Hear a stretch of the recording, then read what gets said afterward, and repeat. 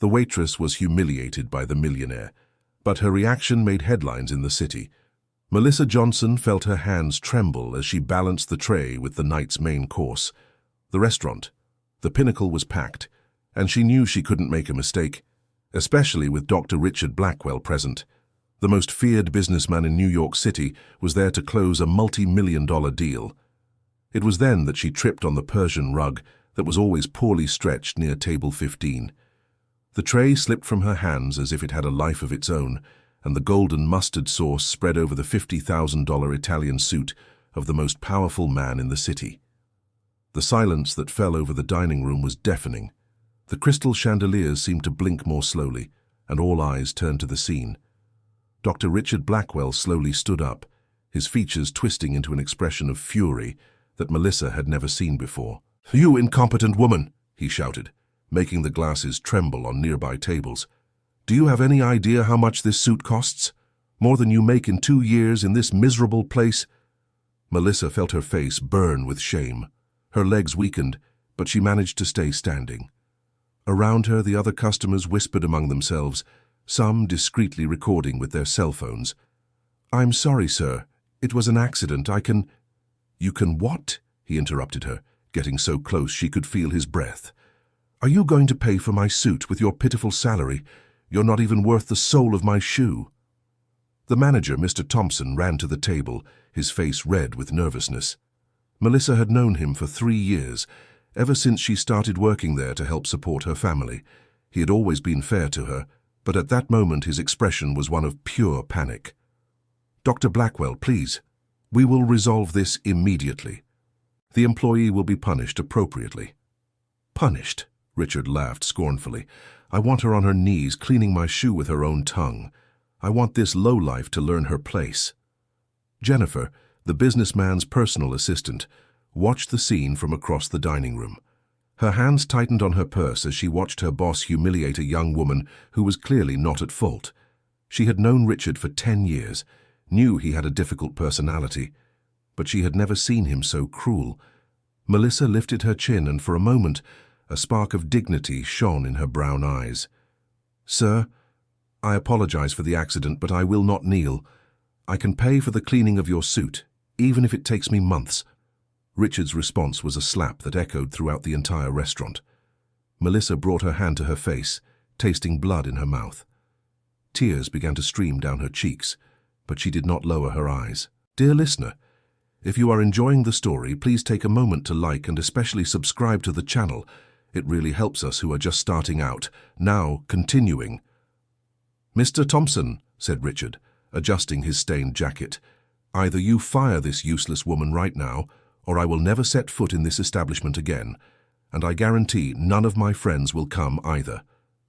The manager swallowed hard. The pinnacle depended on the elite clientele that Richard brought. Losing his support would mean certain bankruptcy. "Melissa," he said, his voice choked, "you're fired. Get your things and leave."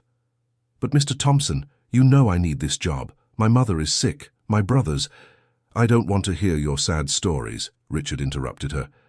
"People like you always have an excuse. You should have thought of that before being incompetent." Melissa took off her apron with trembling hands and placed it on the table. She looked around the restaurant where she had worked honestly for 3 years, where she knew every regular customer, every detail of the menu. "One day, Doctor." "Richard," she said, her voice firm despite the tears, "you will understand that money cannot buy character, and when that day comes, I hope you find the peace you so clearly lack today." With those words, she walked toward the exit, ignoring the pitying looks from the other waiters. Jennifer watched every step, every expression of wounded dignity on the young woman's face. Without anyone noticing, she had recorded the entire scene on her cell phone. Out on the street, Melissa finally broke down. She sat on the sidewalk and cried out everything she had held back during the humiliation. How was she going to tell her mother, Mrs. Evans, that she was losing yet another job? How was she going to pay for the doctor's appointments, the expensive medicines, the bills that were piling up? Mrs. Evans had been suffering from cancer for 2 years. The treatment was expensive and lengthy, and the basic health insurance didn't cover all the necessary procedures. Melissa had been the family's only source of income ever since her father had left home 5 years ago, leaving behind only debts and broken promises. Her twin brothers, Jason and Justin, were only 16 and still in school. She had sacrificed her own studies to work and support everyone. Her dream of studying business administration in college had been tucked away in a drawer, along with the books she still read in her few spare hours. When she arrived home in the housing project in Queens, she found Mrs. Evans in the kitchen trying to prepare dinner despite her weakness. "Mom, what are you doing standing up?" Melissa rushed to help her. "I'm fine, dear. How was work today?" Melissa hesitated. She didn't have the heart to tell the truth, not at that moment. Her mother was already carrying enough weight. "It was normal, Mom. You need to rest." That night, Melissa lay awake planning what she would do the next day. She had only $300 in her account, enough for 2 more weeks of her mother's medicine. She needed to find another job quickly, but she knew that Richard Blackwell had influence all over the city. A word from him, and no decent restaurant would hire her. The next morning, she decided to try her luck downtown. She left early, wearing her best clothes, a pair of black pants and a white blouse she had bought on sale 2 years ago. She visited 10 restaurants, but the answer was the same everywhere. There were no openings. At the 11th, the manager recognized her. "Aren't you the waitress who caused trouble at the Pinnacle yesterday?" he asked with a superior air.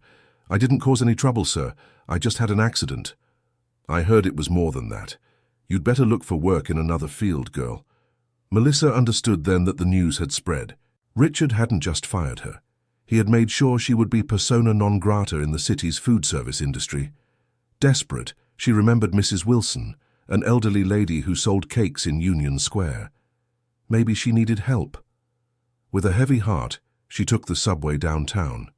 Mrs. Wilson was a 70-year-old woman who had recently lost her husband and supported herself by selling homemade sweets. When Melissa explained her situation, the old woman's eyes filled with tears. "My dear, I can't pay you much, but I can teach you how to make cakes. You can work with me, and we'll split the profit." It was a humble offer, but Melissa accepted it gratefully. At least she wouldn't be idle, and maybe she could earn enough to buy her mother's medicine. Meanwhile, Jennifer couldn't get the scene from the restaurant out of her head. During 10 years of working for Richard, she had witnessed many unpleasant situations, but never anything so cruel. The image of the young woman being humiliated bothered her deeply. That night, in her apartment on the Upper East Side, Jennifer reviewed the video she had recorded. The quality was good, the audio clear. She could perfectly hear every humiliating word Richard had said. She could see the pain on Melissa's face. For a moment, she thought about deleting the file. After all, Richard had been her boss for a decade, paid her well, and she couldn't afford to lose her job. But then, she remembered the expression of wounded dignity on the waitress's face, the silent tears that streamed down her face. Jennifer had grown up in the Bronx, the daughter of a cleaning lady who worked overnight to support 4 children. She knew the struggle of those who needed to work to survive. She had managed to study thanks to scholarships and a lot of sacrifice, but she never forgot where she came from. She created an anonymous account on a social network and posted the video with the caption, "This is how the rich treat those who serve them. This young worker was humiliated for having an accident at work. Where is our humanity?" The video started with few views, but Jennifer had a strategy. She knew digital influencers who followed social causes and sent the link to some of them anonymously. 2 days later, the video had been shared by thousands of people. The views went from 100 to 1,000, then to 10,000. On the 3rd day, it reached 100,000 views and began appearing on news blogs. Melissa was in Union Square, helping Mrs. Wilson prepare brigadeiros, when a customer recognized her. "Aren't you the girl from the video? The one that horrible man humiliated in the restaurant?" "What video?" Melissa asked, confused. The woman showed her phone. There she was, tray in hand, being humiliated by Richard Blackwell. Tears came to her eyes as she relived the moment, but this time for a different reason. The people in the comments were on her side. "This is outrageous. That girl didn't deserve to be treated like that. Who is this man? He needs to be exposed. Poverty isn't a crime, but cruelty should be." Mrs. Wilson held Melissa's hand tenderly. My dear, sometimes God uses our suffering to show the world things that need to be seen. The video continued to grow. Within a week, it had 5 million views. Journalists began investigating Richard Blackwell's identity. They discovered he owned a chain of hotels and restaurants, was a member of several business councils, and was known for his public philanthropy. The contradiction between his public image and his behavior in the video generated even more outrage. Richard tried to control the damage by hiring a crisis management firm, but it was too late. The story had taken on a life of its own. Dear listener, if you're enjoying the story, please take a moment to like the video and especially to subscribe to the channel. It really helps us who are just starting out. Now continuing. In Richard's office, the atmosphere was tense. He paced back and forth, gesturing nervously as he spoke on the phone with his lawyers. "What do you mean you can't do anything?" he shouted. "I pay you a fortune to solve problems." Dr. Harold Winters, his lawyer of 15 years, sighed on the other end of the line. "Richard, the video was posted anonymously and the content is real. We can't sue someone for showing the truth. Our only option is to try a public relations strategy." "Then hire the best firm in the country. I want this story to disappear." "We already have, but they recommend you make a public statement apologizing." "An apology? I won't apologize for anything." "Let that incompetent waitress sue me if she has the courage." Jennifer listened to everything from the next room, where she was organizing the next day's schedule. She knew Richard was furious, but she also noticed something different in his voice. There was a tone of desperation she had never heard before. The public relations company managed to plant some stories trying to discredit the video, suggesting it could have been edited or that it didn't show the full context. But for every story favorable to Richard, 5 criticizing him would appear. The most devastating one was when someone created a social media page called Justice for Melissa, where former employees of Richard's restaurants began sharing their own stories of humiliation and abuse. Charles, who had worked as a chef at the chain's main hotel for 8 years, wrote, "Richard Blackwell fired me for asking about vacation time after 2 years without taking any. He said that anyone who couldn't work properly should look for another job. I worked while sick several times because he wouldn't accept doctor's notes." Amanda, a former housekeeper, reported, "He forced me to work during my daughter's birth. He said if I missed work, I'd be fired. My daughter was born premature, and to this day I blame myself for not stopping when I should have." The stories multiplied. Dozens of employees, current and former, began to speak out. What was just a video of a humiliation turned into an avalanche of complaints about abusive working conditions. Melissa followed everything on the cell phone she had borrowed from Mrs. Wilson. Every story she read left her more shocked. She had thought the treatment she received was an isolated case, but now she realized it was part of a pattern. One of the accounts that impacted her the most was from Raymond, a 60-year-old man who had worked in hotel cleaning for 15 years. "Dr. Richard never called me by my name. It was always, 'Hey, you there,' or the old cleaner. Once, when my wife had a heart attack and I needed to leave early to go to the hospital, he deducted a full day's pay from my salary. He said I had to choose between my family and my job." The public pressure intensified when influencers with millions of followers began sharing the story. A famous actress wrote an emotional text about the importance of treating everyone with dignity, regardless of their profession or social class. Richard tried one last move. He offered $50,000 to Melissa in exchange for a video where she would say it had all been a misunderstanding. The lawyer who made the offer found her in Union Square, where she was selling brigadeiros with Mrs. Wilson. "Miss Johnson, my client is sorry for what happened and would like to resolve this amicably." Melissa looked at the envelope full of money. It was more than she would earn in 5 years at the restaurant. She could pay for her mother's entire treatment, give her siblings a better life, maybe even afford to study. And what does he want in return? Just that you record a video explaining that there was a misunderstanding, that Dr. Blackwell is a good-hearted man who was having a difficult day. Melissa took the envelope, felt the weight of the money in her hands. For a moment, she imagined what it would be like to pay all the bills without worry, to see her mother receive the best available treatment. Then she remembered all the stories she had read, all the employees who had suffered in silence for years. She returned the envelope. "Thank you, but I can't accept. What happened to me happened to many other people. If I accept this money, I'm saying it's okay to humiliate people who work for a living." The lawyer insisted, increasing the offer to $100,000. Melissa held her ground. When he left, Mrs. Wilson hugged her with tears in her eyes. "My dear, you are richer than he is. You have wealth of character, and that is something no one can buy." Meanwhile, Richard's situation worsened every day. Important clients began canceling events at the hotels, suppliers started demanding payment up front, and employees began resigning en masse. The worst blow came when they discovered he was 3 months behind on pay for the kitchen and cleaning staff. An anonymous former employee leaked documents proving that while Richard was buying luxury cars and traveling abroad, the workers who sustained his business were struggling to make ends meet. The discovery sparked a new wave of outrage. Protests began happening in front of the chain's hotels. Entire families of employees gathered with signs demanding their back pay. Dr. Harold Winters tried once more to convince Richard to make a deal. "You need to pay the overdue salaries and make a public statement. Your reputation is destroyed, but there's still time to save the business." "I will not bow down to that rabble," Richard yelled, punching the table. "They work for me, not the other way around." "Richard, you don't understand. If this continues, you're going to lose everything. Investors are pulling their money. The banks are calling in the loans. You're on the brink of bankruptcy." It was at that moment Richard realized the true scale of the problem. His empire, built over 20 years, was crumbling because of 3 minutes of rage on a Tuesday night.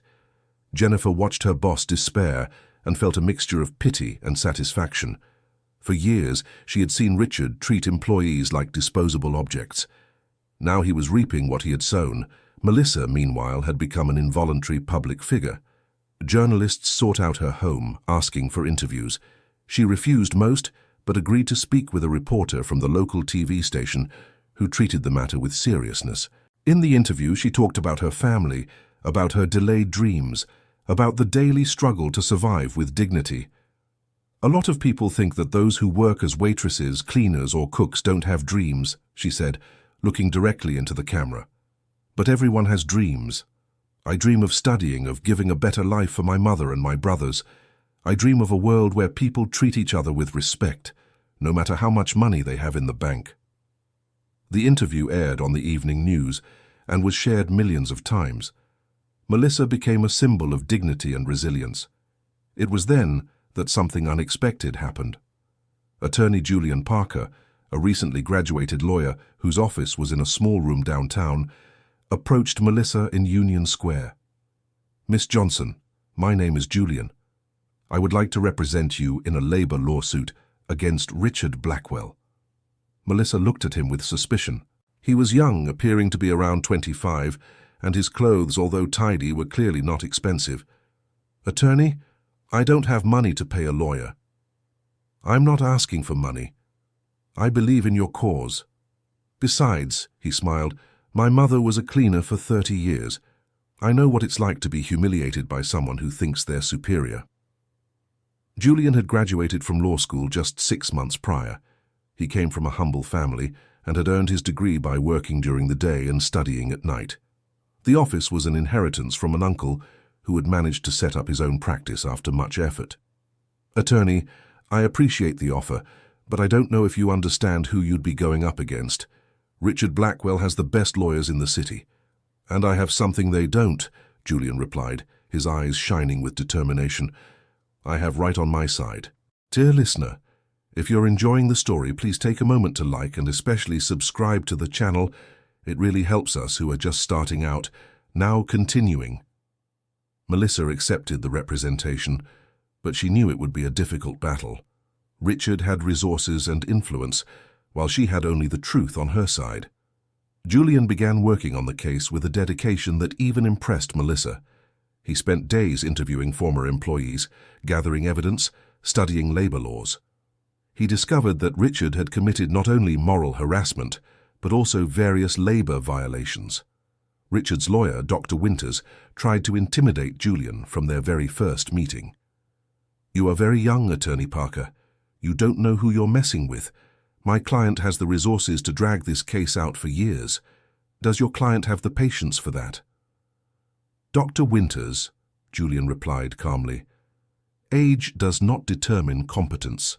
And my client has something far more powerful than patience. She has justice on her side. As the legal process unfolded, Melissa's life began to change in an unexpected way.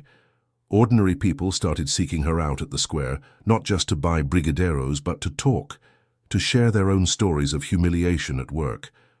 One of them was Beverly, a 50-year-old woman who had worked as a secretary for a large company for 15 years.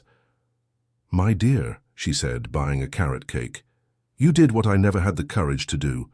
My former boss humiliated me every day, called me stupid in front of everyone. But I needed the job, so I endured it in silence." Stories like Beverly's multiplied. Melissa realized she had touched a deep wound in society, the disrespect for workers, especially those in positions considered inferior. That's when she had an idea. With the help of Mrs. Wilson and some of the people who had sought support, she decided to create a discussion group about labor rights and dignity at work. The first meeting took place in a small room lent by a local church. Only 8 people attended, but it was enough to plant a seed. "We are not here to complain," said Melissa, nervous about speaking to a group for the first time.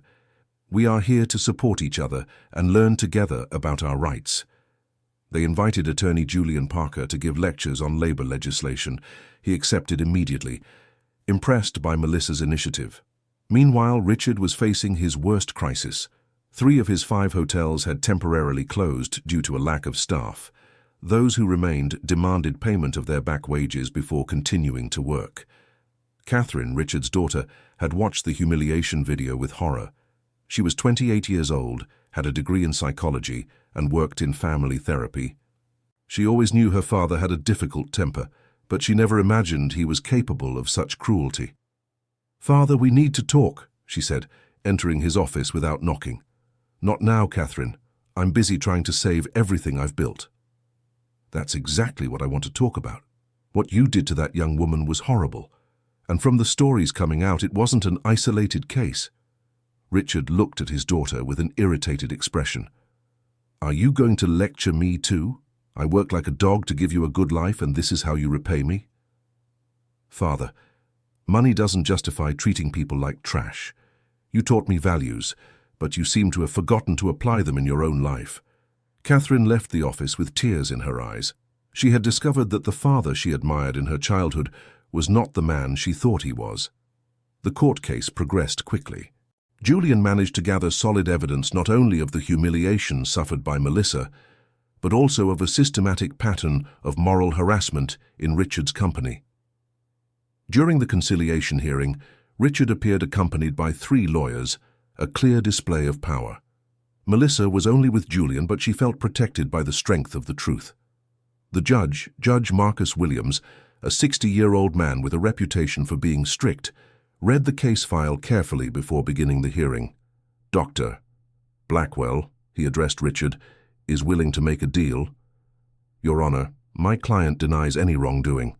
The incident was an isolated misunderstanding." Julian stood up. "Your Honor, we have here statements from 15 former employees reporting similar situations. Furthermore, we have documents proving systematic payroll delays."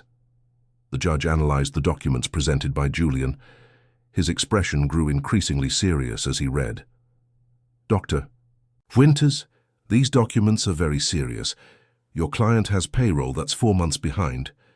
Richard tried to answer, but Dr. Harold interrupted him. "Your Honor, the company went through temporary financial difficulties, but it is rectifying the situation." "Temporary?" the judge asked, raising an eyebrow. 4 months is not temporary, Counselor. It was then that something nobody expected happened. Jennifer, who had gotten time off from work to attend the hearing, stood up in the public gallery. "Your Honor, I would like to speak." The judge looked at her with curiosity. "Are you a party to this proceeding?" "No, Your Honor.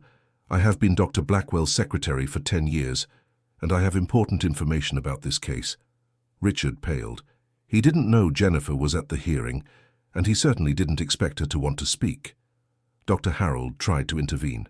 "Your Honor, this person has no relevance to the case." "On the contrary," the judge replied. "Judge, If she has been an employee of the defendant for 10 years, she may have valuable information. You may speak, ma'am. Jennifer took a deep breath before beginning. Your Honor, I work daily with Dr. Blackwell.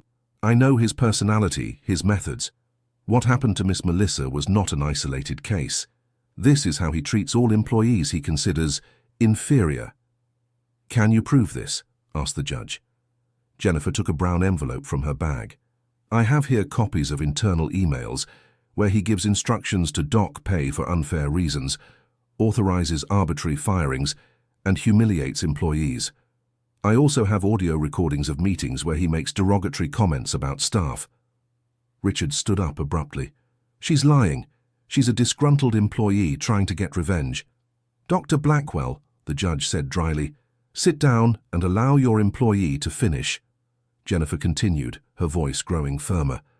I kept this evidence because I knew one day it would be needed. I could no longer pretend I didn't see what was happening. When I saw that young woman being humiliated, I decided I would no longer be a silent accomplice. The judge examined the documents presented by Jennifer. There were emails where Richard ordered unjustified pay cuts, firings for personal reasons, and even instructions to create difficulties for employees he considered problematic. One of the most shocking emails was addressed to the human resources manager. That morning cleaner is asking for time off to go to the doctor every week. She must be inventing illnesses to skip work. Dock her pay for every day she's absent, even with a doctor's note. If she complains, fire her for cause. Dr. Winters, the judge addressed Richard's lawyer, does your client have any comment on these documents? Dr. Harold was visibly shaken. He had known Richard for years, but had never seen such clear evidence of systematic abuse. Your Honor, we need time to analyze these documents. Time is exactly what we do not have, replied the judge. Dr. Blackwell, stand up. Richard stood up on shaky legs. He knew his situation had become untenable. Dr. Blackwell, after reviewing the evidence presented, it is clear there has been not only moral harassment, but also a series of serious labor violations. I order the immediate payment of $50,000 in moral damages to Miss Johnson, plus the payment of all back wages for the employees mentioned in the documents. Melissa felt the tears stream down her face. It wasn't just the legal victory that moved her, but the feeling that justice had prevailed. Furthermore, the judge continued, I order the opening of an administrative inquiry to investigate all labor practices of the defendant's company. Richard left the hearing in silence, accompanied by his lawyers. His life, built upon the humiliation of others, had crumbled in a single day. Jennifer approached Melissa as they left the courthouse. Thank you, said Melissa, hugging her. If it weren't for you, we never would have been able to prove all of this. Thank you, Jennifer replied. You gave me the courage to do what was right. I kept that evidence for years, but I never had the strength to use it. The story of Melissa's victory spread quickly. The original video of the humiliation already had over 10 million views, and the news of Richard's conviction generated a new wave of support.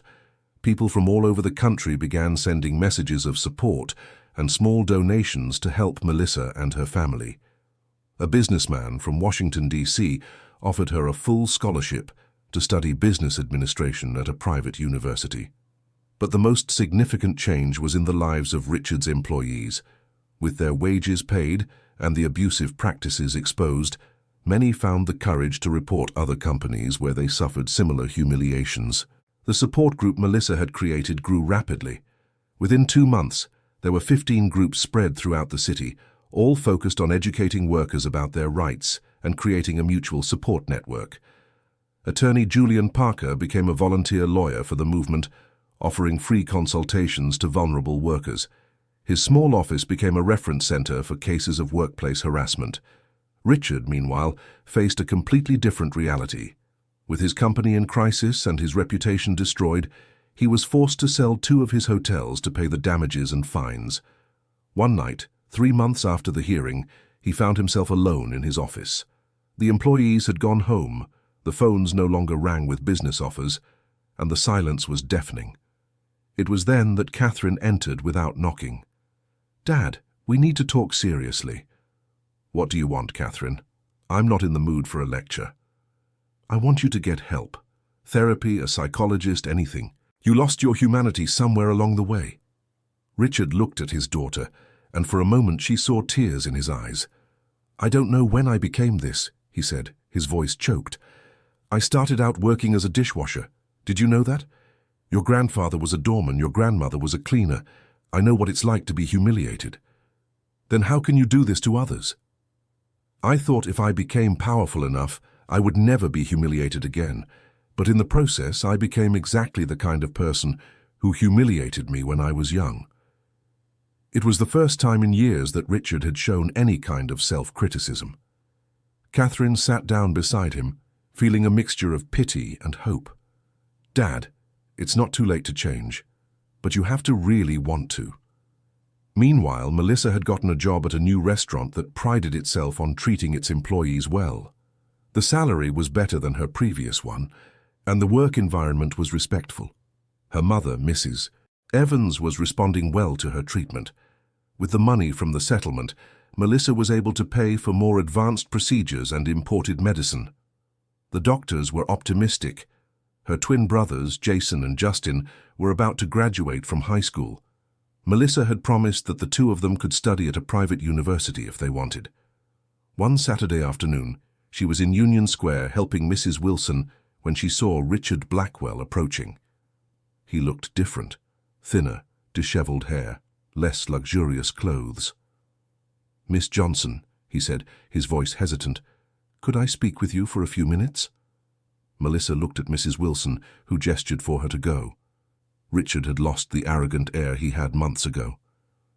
"What do you want?" she asked, keeping her distance. "I wanted to apologize. Truly. What I did to you was unforgivable." Melissa studied him for a moment. There was something different in his eyes, a vulnerability she had never seen before. "Your apologies won't give back the years I spent unable to get a job because of your revenge. I know, and I know that nothing I say will fix the harm I've done, but I need you to know that I'm in therapy, trying to understand how I became this person." "Why are you telling me this?" Richard hesitated before answering. "Because you reminded me of who I was before I lost myself in money and power. My parents were humble workers like you. I betrayed them when I started treating other workers like trash." Melissa remained silent for a few minutes, watching the movement in the square. Whole families passed by enjoying the weekend. Children ran between the benches. Street vendors offered their products with genuine smiles. "Dr. Blackwell," she finally said, "I accept your apology. But accepting doesn't mean forgetting. You've hurt a lot of people over the years. I know, and I'm trying to fix what I can. I've paid all the back wages, implemented new human resources policies, hired a company specialized in workplace well-being. And how are your employees reacting?" "With distrust, of course. It will take time to rebuild trust. Some will never forgive me, and I understand." Melissa nodded. At least he seemed to be honest. "May I ask a question, Dr. Blackwell?" "Of course. What did you feel when you humiliated people?" The question took Richard by surprise. He was silent for several seconds. "Power," he finally answered. "I felt powerful. I think it made up for all the times I was humiliated when I was young." "And now? How do you feel knowing that everyone saw who you really were?" "Ashamed. More ashamed than I've ever felt in my life. My daughter can barely look at me.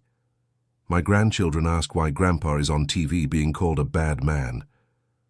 Melissa felt a twinge of pity. As bad as Richard had been, she could see that he was genuinely remorseful. "Dr. Blackwell, everyone deserves a second chance. But second chances are earned with actions, not words. You're right. That's why I want to make a proposal." Melissa looked at him suspiciously. "What kind of proposal?" "I want to fund an organization that you would create to defend workers' rights. You would have complete autonomy. I would just be a silent funder." "Why would you do that?" "Because you showed a strength and dignity that I lost along the way. If I'm going to spend my money on something, let it be to fix the harm I've caused." Melissa became thoughtful. The proposal was tempting, but she was suspicious of Richard's motives. "I need to think, and talk to the people in my group." "Of course, there's no hurry." Richard made a move to leave but stopped. "Miss Johnson?" "Yes. Thank you for reminding me that there is a better way to live." After Richard left, Mrs. Wilson approached Melissa. "So, dear, what did you think?" "I don't know, Mrs. Wilson. He seems truly sorry, but it's hard to believe after everything that happened." "Dear, sometimes people really do change. Especially when they lose everything and have to look at themselves in the mirror for the first time in years." Melissa spent the following week discussing the proposal with the members of the support group. Opinions were divided. Some thought it was an opportunity to do something big for the workers. Others were suspicious of Richard's intentions. Attorney Julian Parker was consulted about the legal aspects. "Melissa, if you all accept, I can draft a contract that guarantees complete independence for the organization. Richard would just be a financier with no decision-making power whatsoever." It was Jennifer who gave the decisive advice. "Melissa, I worked with Richard for 10 years. I can tell when he's lying and when he's being sincere. This time, he's being sincere. And if you can create something that helps other workers, it's worth a try." After 2 weeks of reflection, Melissa decided to accept the proposal. The Workplace Dignity Institute was created, with Richard as the silent financier and Melissa as the president. The institute started small, in a rented room downtown. It offered free legal consultations, talks about workers' rights and psychological support for victims of workplace harassment. Within 6 months, it had already helped more than 500 people. Cases of abuse that were once silently accepted began to be reported. Companies were forced to change their practices to avoid lawsuits. The Institute's work caught the attention of the national media. Melissa was invited for interviews on television shows, where she told her story and spoke about the importance of treating all workers with dignity. In one of these interviews, the host asked, "Melissa, do you forgive Richard Blackwell for what he did to you?" "Forgiving doesn't mean forgetting," she replied. "I forgive because holding on to anger only hurts yourself. But I don't forget because the memory motivates me to keep fighting, so that other workers don't go through what I went through." The answer became an inspirational quote, being shared thousands of times on social media. Richard watched everything from a distance. He had kept his word about being a silent financier, never trying to interfere with the Institute's work. His companies, after a complete overhaul of their labor policies, began to slowly recover. 1 year after the incident at the restaurant, Richard made an unusual decision. He looked for Melissa at the Institute with a different proposal. "Miss Johnson, I would like to work for 1 day as a waiter in one of my restaurants." Melissa looked at him with surprise. "What do you mean?"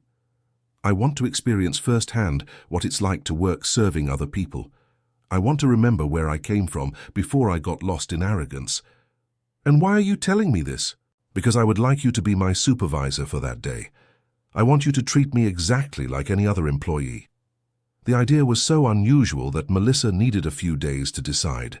When she accepted, she set clear rules. Richard would work like any beginner waiter, would take orders from more experienced supervisors, and would be evaluated on his performance. The day of the experiment was announced to the press, which showed up in large numbers. Richard appeared in uniform, as nervous as an employee on their first day of work. Melissa, now with leadership experience from the Institute, supervised his work with professionalism. She made a point of treating him with respect, but without any special privileges. "Dr. Blackwell, table 7 has been waiting for 10 minutes. You need to be quicker." "Sorry, supervisor. I'm still getting used to it." Seeing Richard humbly apologizing and trying hard to do a good job moved many of the employees who knew him from the time of the abuses. At the end of the day, he was exhausted.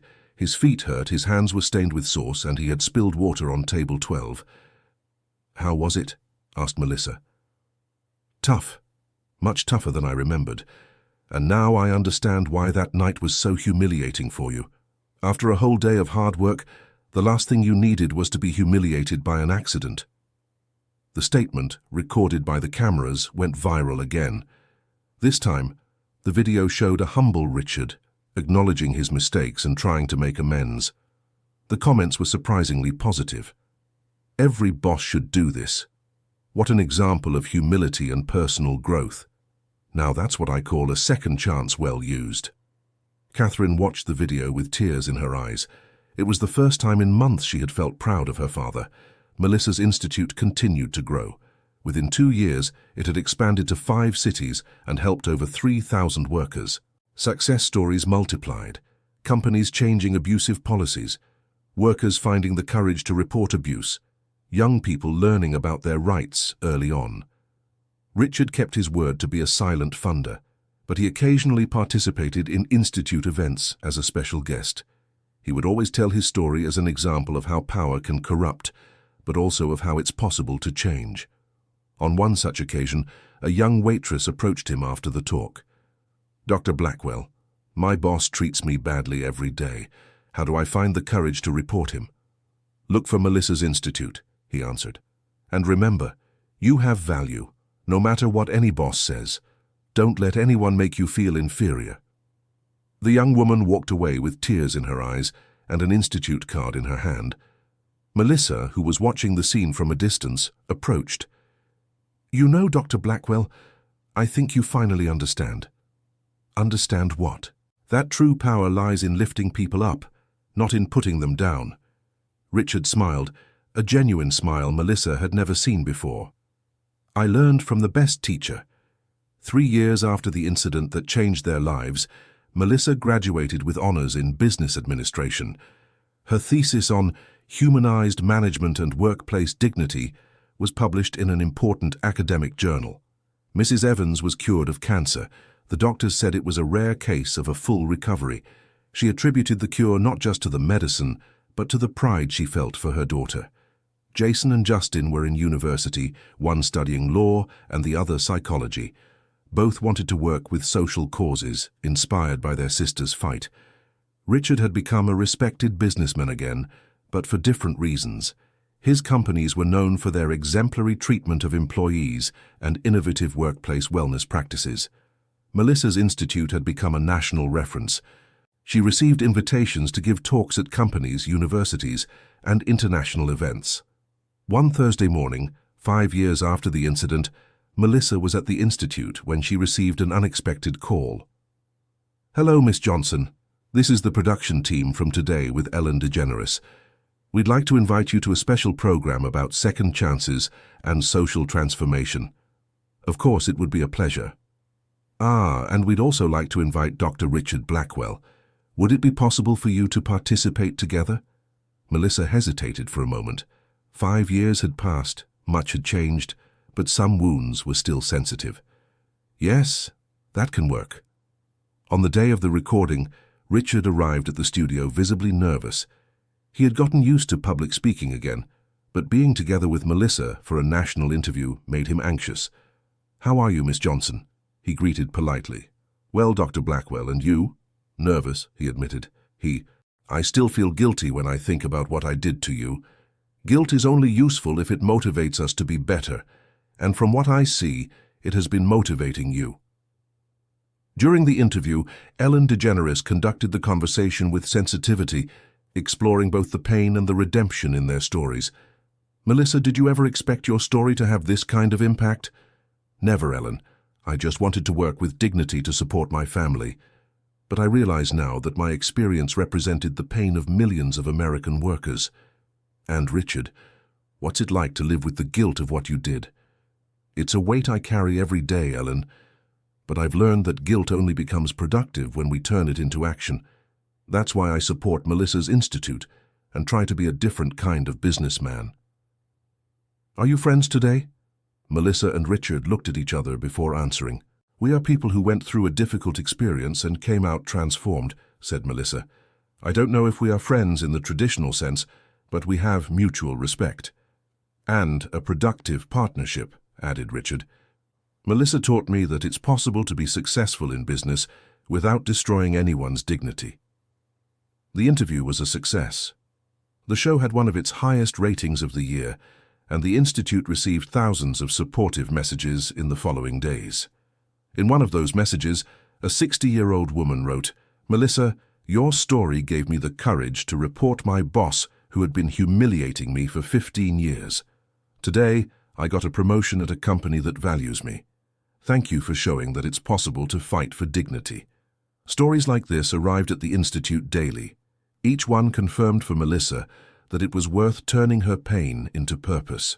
One afternoon, while organizing some documents at the Institute, Melissa found the first photo she had taken in the makeshift office 5 years earlier. In the picture, she looked shy, still carrying the pain of the recent humiliation. She compared it to a recent photo taken during the last lecture she had given at a university in New York City. Her eyes shone with confidence, and her posture demonstrated the leadership she had developed. "You've changed a lot," said a voice behind her. Melissa turned and saw attorney Julian Parker, who had become a partner at the Institute after the success of the first few years. "We've all changed, Julian. You too." It was true. The insecure young lawyer had transformed into a respected expert in labor rights. His office now occupied an entire floor of a commercial building. "You know what amazes me most about our story?" he said, sitting in a chair next to Melissa's desk. "What? How a terrible situation turned into something so positive. How many people have been helped because of that awful day at the restaurant?" Melissa smiled thoughtfully. "Sometimes I think about that too. If Richard hadn't humiliated me, maybe I would never have discovered my leadership ability, never have created the Institute, never have helped so many people. Do you believe it was fate?" "I don't believe in fate, Julian. I believe in choices. Richard chose to humiliate me, but I chose not to let it destroy me. I turned the pain into strength." That evening, as New York City prepared for another night of hustle and bustle, Melissa reflected on the incredible journey her life had taken. Her mother was healthy, her siblings were graduating, and she had found a purpose that gave meaning to every day of work. The Institute had become her life, but a life she had consciously chosen. Richard, for his part, had found peace with himself for the first time in decades. His companies were thriving not in spite of the humane policies, but because of them. Motivated and respected employees produced more and better work. One Saturday evening, 6 years after the incident, Richard was having dinner with Catherine and his grandchildren when his 8-year-old granddaughter asked a question that caught him off guard. "Grandpa, is it true that you used to be a bad person?" Catherine felt tense, but Richard answered with honesty, "I wasn't a bad person, my dear, but I did bad things. I treated the people who worked for me poorly." "And why did you stop doing bad things?" "Because a very brave young lady showed me that treating others poorly is treating ourselves poorly. She taught me that being truly strong is about helping others to be strong too." The girl thought for a few seconds. "That young lady must be very intelligent." "Yes, she is, very intelligent and very brave." That same evening, Melissa was at home with Mrs. Evans, who at 70 years old had become a sort of advisor for the Institute. Many of the people seeking help specifically looked for the advice of Melissa's mother.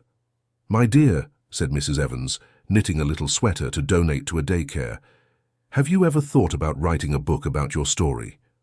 "Why would I do that, Mom?" "Because your story can inspire other people who are going through hard times. Sometimes, knowing that someone else managed to overcome something similar is all a person needs to not give up." The idea stuck in Melissa's head. In the following weeks, she began writing her memoirs, not just about the humiliation and the overcoming, but about all the people she had met along the way, all the stories of struggle and victory she had witnessed. The book Dignity is Non-Negotiable was launched 2 years later and became a bestseller. Melissa donated all the royalties to the Institute, which managed to expand to 15 states. At the book launch, Richard was present in the front row. When it was his turn to have his copy signed, Melissa wrote, "For Richard, who taught me that our greatest strength lies in starting over, with admiration for your courage to change." He read the dedication with tears in his eyes. "Thank you," he said, his voice choked, "for seeing in me something better than I saw in myself." 10 years had passed since the incident at the Pinnacle restaurant. The place had closed 2 years after the scandal, being turned into a department store.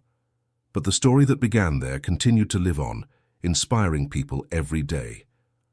Melissa, now 32 years old, had married attorney Julian Parker in a simple ceremony where Richard was one of the guests. They had 2 small children and planned to expand the Institute's work even further. Richard, at 65, had partially retired from business to dedicate himself to giving lectures on business ethics and second chances. His books on humanized management were used in MBA courses across the country. Jennifer had left her secretarial position to become the director of human resources at a large company. She applied everything she had learned about dignity at work during the difficult years with Richard. Mrs. Evans, at 80 years old, continued to be the most sought-after advisor at the Institute. Her simple wisdom and welcoming words helped people find the strength to face difficult situations. Jason and Justin had graduated and worked alongside their sister at the Institute. One handled the legal side, the other provided psychological support to victims of moral harassment. On a sunny September afternoon, Melissa was in her office when she received a call that moved her deeply. "Hello, Melissa. This is Carla. Do you remember me? I was one of the first people who came to the Institute for help." Melissa remembered perfectly. Carla was a 40-year-old cleaner who suffered daily humiliation from her boss. She had come to the Institute emotionally destroyed, not believing she could change her situation. "Of course I remember, Carla. How are you?" "I'm calling to share some news. After 5 years studying at night with the scholarship you helped me get, I graduated in education. And I got a job as a teacher." Melissa felt her eyes fill with tears. "Carla, what wonderful news. I'm so proud of you. Melissa, I want you to know that you saved my life. When I arrived at the Institute, I was thinking of giving up on everything. You showed me that I had value." Calls like this were the fuel that kept Melissa motivated every day. Every life transformed justified all the difficulties they had faced to build the Institute. That late afternoon, as she organized her papers to leave, Melissa looked out the window and saw Richard walking down the street. He came to the Institute once a month for an administrative meeting, but he always made a point of greeting every employee personally. She went down to meet him at the reception. "Dr. Richard, how are you?" "Well, Melissa, I came to bring the monthly financial report and some news." "What news?" "I've decided to create a fund to ensure the Institute operates for the next 20 years, regardless of my personal situation." Melissa was speechless. The Institute had become financially sustainable, but long-term security was always a concern. "Richard, it's incredible. I don't know how to thank you." "No need to thank me. This Institute is part of my redemption. As long as it exists, it will be doing the good that I failed to do for years." They stood in silence for a few moments, watching the movement on the street, workers heading home after another day, each carrying their own struggles and hopes. "You know what makes me proudest?" said Melissa. "What?" "That we managed to prove that change is possible. Both for people and for companies. You are living proof of that." Richard smiled. "And you are proof that one person with courage can change the world for many people." After Richard left, Melissa remained in the reception area for a few more minutes. She looked around the Institute that had grown so much since the early days in the borrowed room.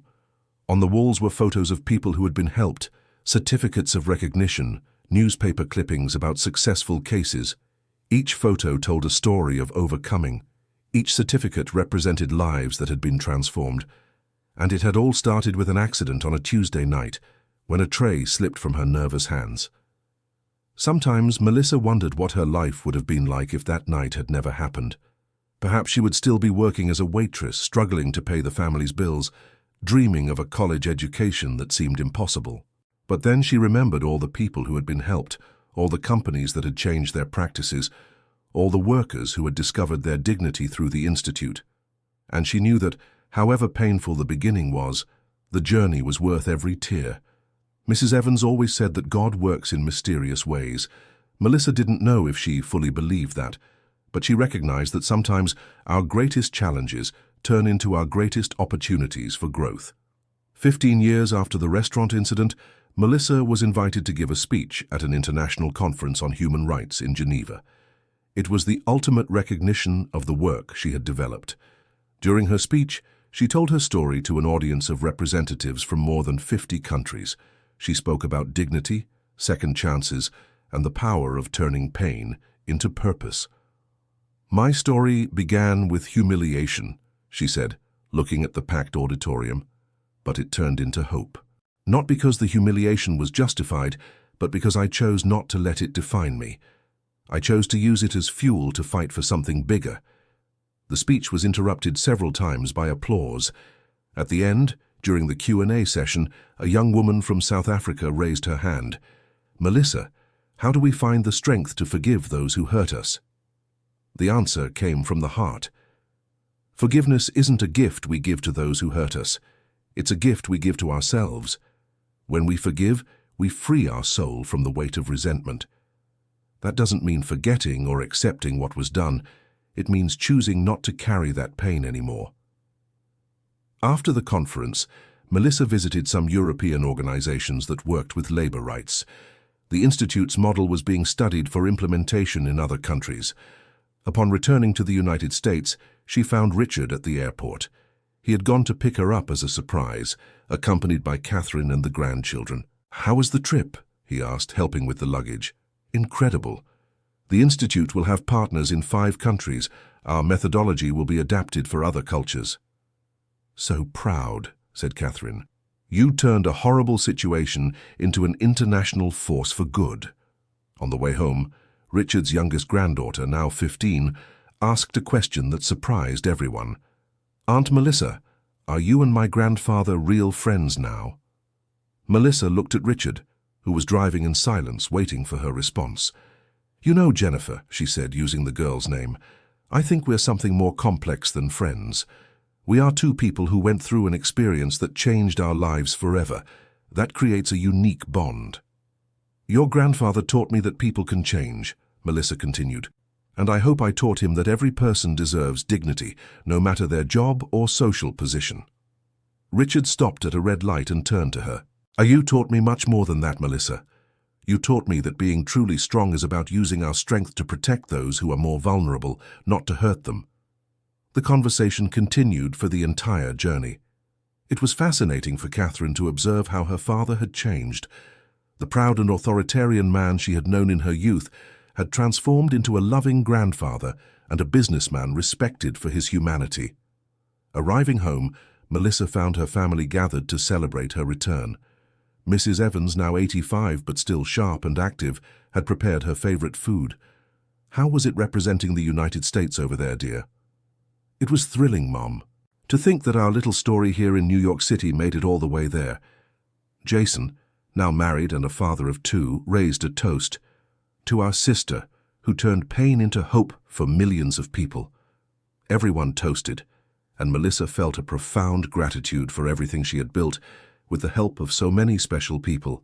That night, alone in her room, she opened a notebook where she wrote down important thoughts.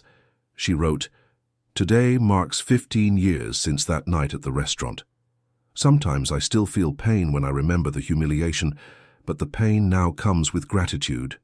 Gratitude for having found the strength not to let it destroy me. Gratitude for all the people who helped me along the way. And yes, gratitude even that Richard humiliated me, because that's what showed me my purpose in life." At the bottom of the page, she added, "I've learned that our story isn't defined by what happens to us, but by what we choose to do with what happens to us. I chose to turn humiliation into dignity, pain into purpose, anger into compassion, and that made all the difference." 20 years had passed since that fateful night at the Pinnacle restaurant. Melissa, now 42, had become an international figure in the fight for workers' rights. The Institute had headquarters in 15 countries and had helped more than 500,000 people. Richard, at 75, remained active as a business ethics consultant. His methods of humane management were taught in universities worldwide. On a sunny Tuesday morning, exactly 20 years after the incident, Melissa was in her office when she received a special invitation. Columbia University wanted to honor her with the title of Dr. Honoris Causa in Human Rights. The ceremony would take place the following week. She immediately called Richard to share the news. "Richard, you won't believe it. Tell me everything." When she finished telling him, there was an emotional silence on the other end of the line. "Melissa," he finally said, "I can't express how proud I am of you, of the incredible person you've become, and, well, of having been a part, even in a terrible way, of your journey. Richard, you did more than just be a part. You became part of the solution. Your current work inspires business people all over the world. On the day of the ceremony, the Columbia University auditorium was packed. Melissa went up to the stage in her cap and gown, accompanied by her family. Mrs. Evans, who at 90 years old was more fragile but insisted on attending, was crying with emotion in the front row. During her acceptance speech, Melissa looked out at the audience and saw familiar faces from throughout her journey. Mrs. Wilson, now 85, was there. Attorney Julian Parker and Jennifer, who had gotten married 5 years earlier, were smiling proudly. Richard, Catherine, and the grandchildren took up an entire row. "Today I receive this honor," Melissa said into the microphone, "but it doesn't belong only to me. It belongs to every worker who found the courage to report abuse, to every business owner who chose to change their practices, to every person who believed that a fairer world is possible. This honor also belongs to those who taught me through pain that our true strength lies in our ability to transform negative experiences into strength to help others." She looked directly at Richard, who had tears in his eyes. "I learned that forgiveness is not weakness, it is liberation. That dignity does not depend on the position we hold, but on how we treat those around us. And that our story does not end where our pain begins. It begins again with our choice to transform that pain into something greater." The audience rose in a standing ovation that lasted 5 minutes. When Melissa came down from the stage, she was greeted by hundreds of people, each with their own story of overcoming adversity inspired by her example. Richard was one of the last to greet her. "Thank you," he said, hugging her respectfully. "For what?" "For showing me that it's never too late to start over, for turning my biggest mistake into your greatest victory, and for allowing me to be part of the solution." "Richard," Melissa smiled, "you were always part of the solution, from the moment you chose to change." That evening, during the celebration party at Melissa's house, Mrs. Evans pulled her daughter aside. "Sweetheart, can I tell you a secret?" "Of course, Mom." "That night, 20 years ago, when you came home crying after being fired, I prayed that God would show you a way. I never imagined that pain would turn into all this." Melissa hugged her mother, moved. "Mom, I think your prayers were answered in a way neither of us expected." As the party continued around them, Melissa stepped out into the backyard for some air. She looked up at the starry sky and reflected on the incredible journey her life had taken. From a humiliated waitress to an internationally recognized honoris causa doctor. From a young woman with no prospects to a leader who had transformed the lives of 500,000 people. But what moved her most wasn't the titles or the recognition. It was knowing that somewhere in the world, at that very moment, someone was finding the strength to report workplace abuse because they had read her story. Someone was being treated with dignity because a business owner had learned from Richard's example. Her story had become bigger than herself. It had become hope for those still fighting, an example for those who doubted change was possible, and proof that human dignity is always worth defending. 25 years later, on a quiet Thursday morning, Melissa received a call she wasn't expecting. Richard, now 80 years old, was in the hospital. She rushed to visit him, finding Catherine in the waiting room. "How is he?" "Stable, thank God. It was a scare, but the doctors say he'll be fine. He's asking to speak with you." In the room, Richard was lying down but awake with the typical serene smile he had developed in recent years. "Melissa, thank you for coming." "Of course I came. How are you feeling?" "Well, actually, I wanted to talk to you because I've been thinking a lot these past few days about our journey together.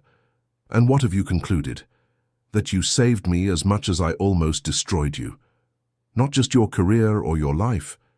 You saved my soul. You showed me that it's possible to start over, no matter your age or past mistakes." Melissa held his hand affectionately. "Richard, you saved yourself. I just showed you a path. You chose to walk it. Can I ask you a favor?" "Of course."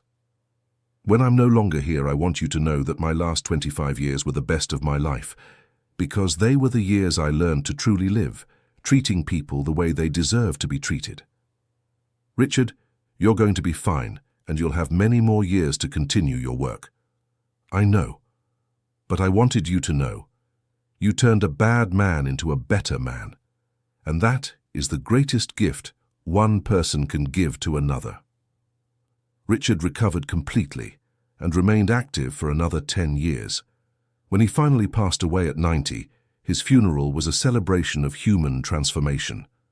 Hundreds of former employees attended to pay tribute to the boss who had learned to be human. Melissa made sure to be one of the people to speak during the ceremony.